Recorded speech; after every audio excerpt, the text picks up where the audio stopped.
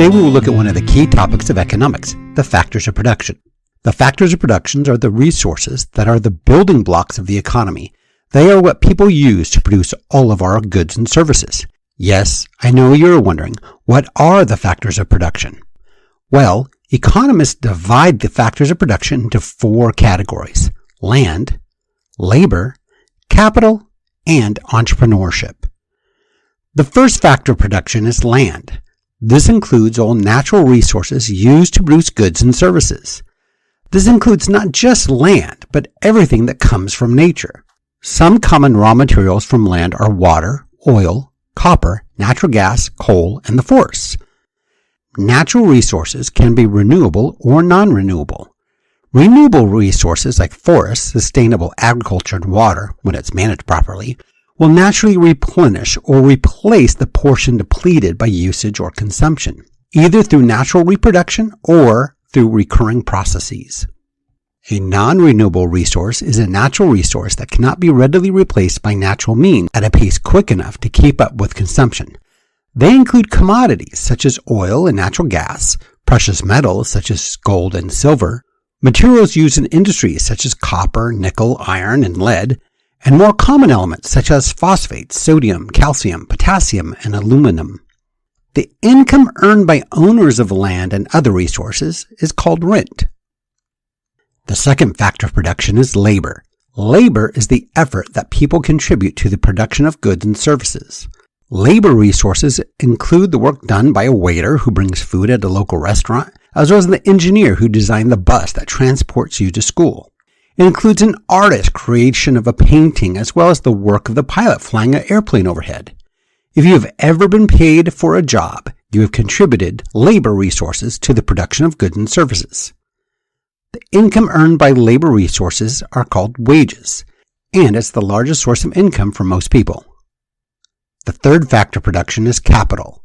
We can divide capital into 2 areas: physical capital and human capital.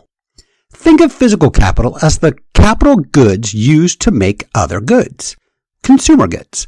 Capital goods are man-made, durable items that businesses use to produce goods and services. Some common examples of capital goods include hammers, forklifts, conveyor belts, delivery vans, airplanes, and computers. Once a natural resource is changed from its original condition, it becomes a capital good. For example, oil is a natural resource, but gasoline is a capital good. Farmland is a natural resource, but a shopping center is a capital good. Human capital refers to the intellectual knowledge and skills of workers. Innovations in capital goods often drive business growth and create new types of manufacturing jobs. As new capital goods are developed, businesses need workers to learn new skills to operate them. These skilled workers can be in high demand. Higher education and skills are a key factor in the productivity of a nation, as are the trade secrets and unique business processes businesses use to stay competitive in the marketplace. So, capital is based on the worker and the type of work being done. For example, a doctor may use a stethoscope and an examination room to provide medical services. Your teacher may use textbooks, desks, and a whiteboard to produce educational services. The income earned by owners of capital resources is interest. The fourth factor of production is entrepreneurship. An entrepreneur is a person who combines the other factors of production, land, labor, and capital, to earn a profit.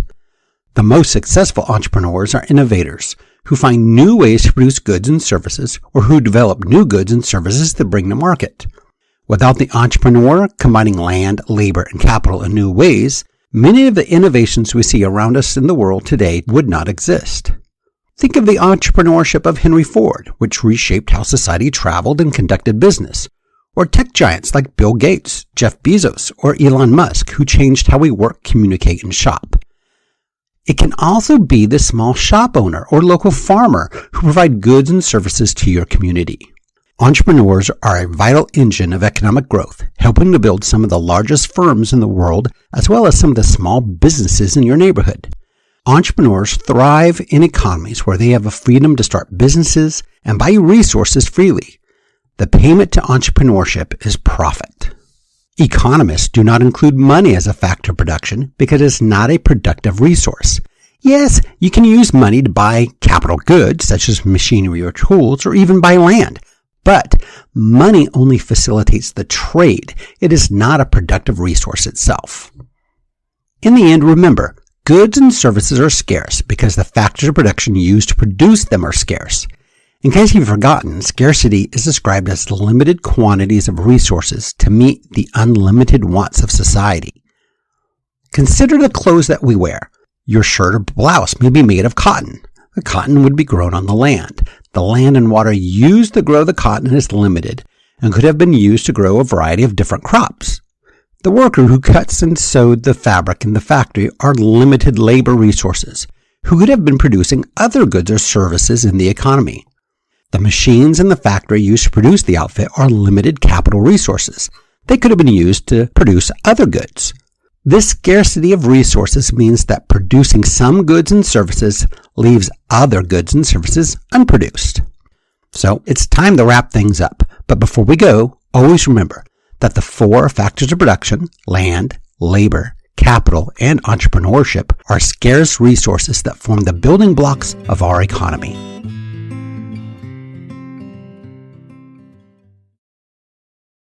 Created using Powtoon.